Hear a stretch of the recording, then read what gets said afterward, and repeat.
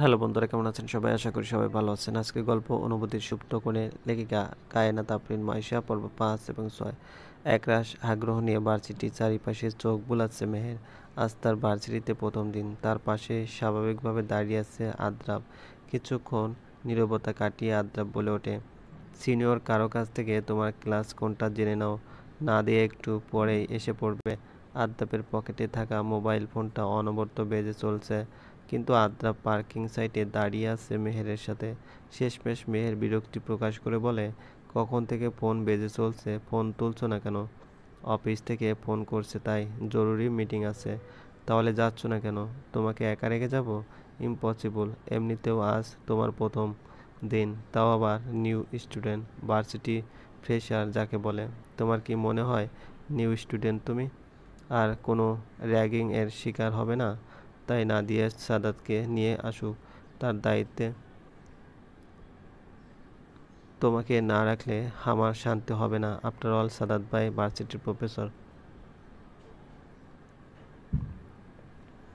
আদ্রাপের কথায় মেহেরের চোখ যেন কপালে উঠে গিয়েছে। কোমরে হাত দিয়ে রাগী গলায় বলে ওঠে, কি বললে?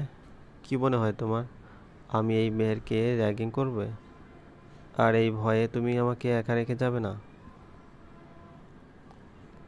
আর এই ভয়ে তুমি আমাকে একা রেখে যাবে না? তাহলে সেটা হবে best joke of the year. আমার এই র্যাগিং করা এত সহজ না বস। আদ্রাপ এবার সশব্দে হেসে দেয়, যার কারণে মেহের বোকার মতো তাকিয়ে আছে আদ্রাপের দিকে। তার মতে সে কোনো হাসির কথা বলেনি যে এই কুমড়ো পটাশ আদ্রাপকে সশব্দে হাসতে হবে। আদ্রাপ এবার হাসি থামিয়ে বলে, তোমার এটা মনে হচ্ছে মিহু, ওই সিনিয়রদের ভয়ে তোমায় একা রাখুনি? এটা নিতান্তই তোমার ভ্রান্ত ধারণা। বরঞ্চ আমার তো এটা নিয়ে ভয় হচ্ছে, তুমি না জানি ওদের সাথে কি খুন খারাপি করে বসো, তারপর ভার্সিটির অথরিটি আমায় ডাকবে। এটা আমি মোটেও চাই না। ব্রুকুসকে মেহের তাকাতে আদ্রাব আস্তে করে চোখ ফিরিয়ে নেয় মেহেরের কাছ থেকে।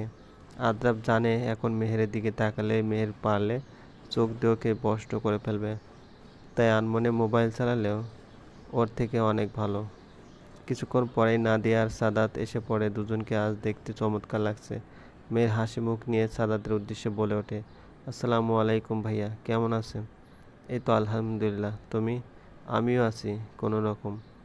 মেয়ের দাঁতে দাঁত চেপে কথা বলে ওঠে। এমনিতেও আদ্রাপের কথায় এই মেয়ের মাথা আউট অফ কন্ট্রোল আছে না জানি।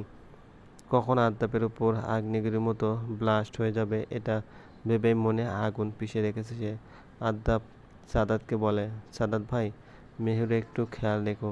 তুমি তো জানোই মাথা গরম করা মেয়ে, না জানি কখন কার সাথে কি করে বসবে। আর নাদিয়া, তুই কিন্তু মেহুর সাথে সাথে থাকবি। অন্যদিকে মুখ ফুলিয়ে তাকিয়ে আছে মেহের। আদ্রাপ এমনভাবে ওর খেয়াল রাখতে বলেছে যেন ও কোনো বাচ্চা একটা মেয়ে। আদ্রাপের কথা শুনে নাদিয়া হাসবে না কাঁদবে বুঝতে পারছে না। কোনো মতে হাসি আটকিয়ে বলে ওঠে, রিল্যাক্স ভাই, এত টেনশন করার কিছু নাই। আমার বেস্ট ফ্রেন্ড মেহু, আর তুমি তো এমনভাবে ওকে ট্রিট করতে বলছো যেন একটা বাচ্চা পালবো আমি। আগে তোমার বেস্ট ফ্রেন্ড ছিল, কিন্তু এখন তো আমার বউ। সো আমি যা বলছি তাই করো। আদ্রাপের কড়াকড়ি প্রয়োগের জন্য নাদিয়া আর কিছু বলেনি। মেহের এবার রেগেমেগে বলে ওঠে, ওই নাদিয়া, চল তো, তোর ভাইয়ের মর্মবাণী শেষ হলে এখন তাড়াতাড়ি চল। এই বলে চলে যেতে নিলে পেছন থেকে মেহেরের হাতের কবজি আঁকড়ে ধরে আদ্রাপ। এক প্রকার নির্লিপ্ত চাহনি নিয়ে তাকিয়ে আছে সে মেহেরের দিকে। নাদিয়ার সামাদ ভার্সিটি গেটের ভিতরে এতক্ষণ ঢুকে পড়েছে।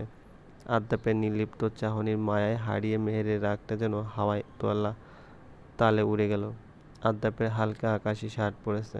শ্যামবর্ণের ছেলে হলেও সব ধরনের রঙের শার্ট পরলে বেশ সুদর্শন লাগে আদ্রাপকে দেখতে। মেহেরের গালে আলতো করে নিজের হাত থেকে ঠোঁট নাড়িয়ে বলে, কারোর সাথে ঝগড়া করো না কেমন? সবসময় নাদিয়ার সাথে থাকবে। কোনো প্রবলেম হলে অবশ্যই আমায় কল দিবে, অথবা সাদাত ভাইয়ের কাছে যাবে। হয়তো আমিই তোমাকে নিতে আসতে পারি। আমি না নিতে আসলে ড্রাইভারকে পাঠিয়ে দেবো নে।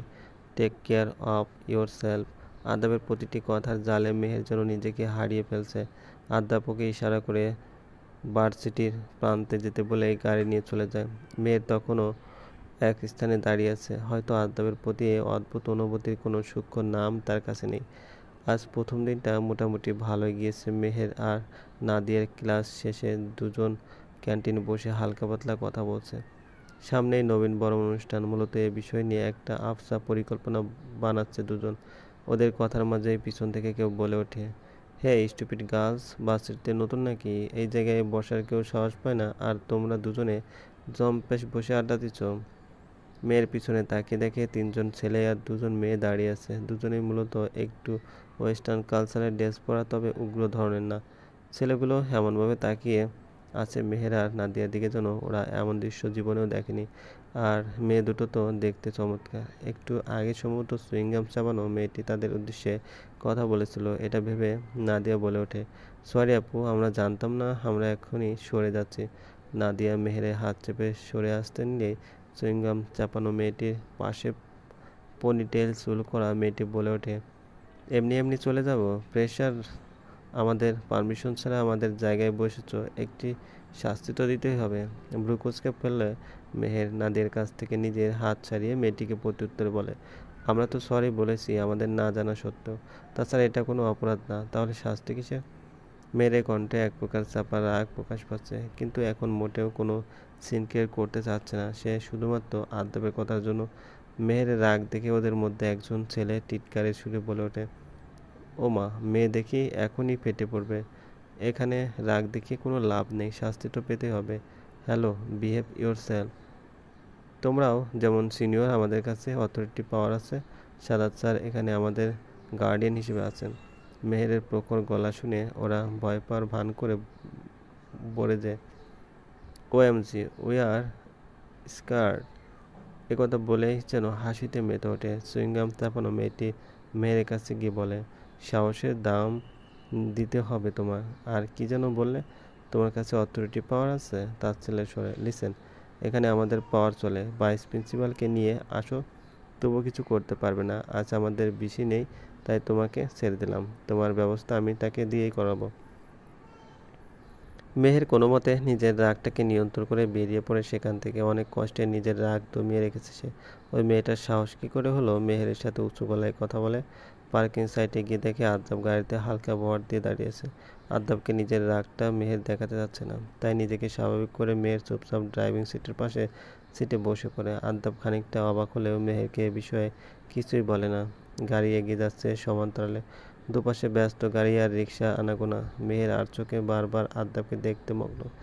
বরাবরের মতোই সে প্রতিক্রিয়াহীনভাবে গাড়ি চালাচ্ছে। কানের একপাশে ব্লুটুথ ইয়ারফোন গুঁজা। গরমের প্রবাহটা এতটাই বেশি যে আদ্দাবের কপালে একটু একটু ঘাম দেখা যাচ্ছে। মেহের কিছুক্ষণ পর সেখান থেকে চোখ কুড়িয়ে নেয়। ভার্সিটির ওই ঘটনার জন্য কিছুই যেন ভালো লাগছে না ওর। মিহু, হঠাৎ এত চুপচাপ কেন? এবার সত্যি ক্ষেপে যায় মেহের। ওই মেয়ের উপর জমানো ক্ষোভটা আদ্যাপের উপর ঝাড়ার জন্য বলে, কেন? কোনো সমস্যা? তুমি তো চাও আমি সবসময় এমন থাকি, চুপ থাকলেও দোষ, না থাকলেও দোষ। মেয়ের প্রখর কণ্ঠ শুনে ঠোঁটে কিঞ্চিত হাসি রাখে আদ্যাপ। মেয়ের সাথে সাথে ভ্রু কুঁচকে ফেলে। এই ছেলেরে এত ধৈর্যশক্তি আল্লাহ কিভাবে দিয়েছে? মেয়ের কাছে আদ্যাপের প্রতিটা কাজই বড় অদ্ভুত লাগে, যা ওর ধারণার বাইরে। আদ্যাপ তার মনের কথা বুঝে বলে ওঠে, রাগ সব কিছুর সমাধান না। একটা সম্পর্কে যেমন রাগ থাকে, তেমনি ধৈর্য থাকা উচিত। দুজনে যদি মনে রাগ, ক্ষোভ, অভিমান রাখি, তাহলে সম্পর্কটা আগাবো কীভাবে? আদ্যাপ নামের ওই ব্যক্তিটা নিজের কথা আর কাজের আদতে অদ্ভুতভাবে আগলে নিয়েছে মেহেরকে, এতটা গভীরভাবে মেহের কখনোই ভাবেনি এই সম্পর্কটা নিয়ে। যতটা অনুভূতি এক সুপ্ত কোণে অজান্তেই সে লুকিয়ে রেখেছে আদ্যাপকে। এখন শুধু অপেক্ষার সময়ের সাথে তা প্রকাশ করা চলবে।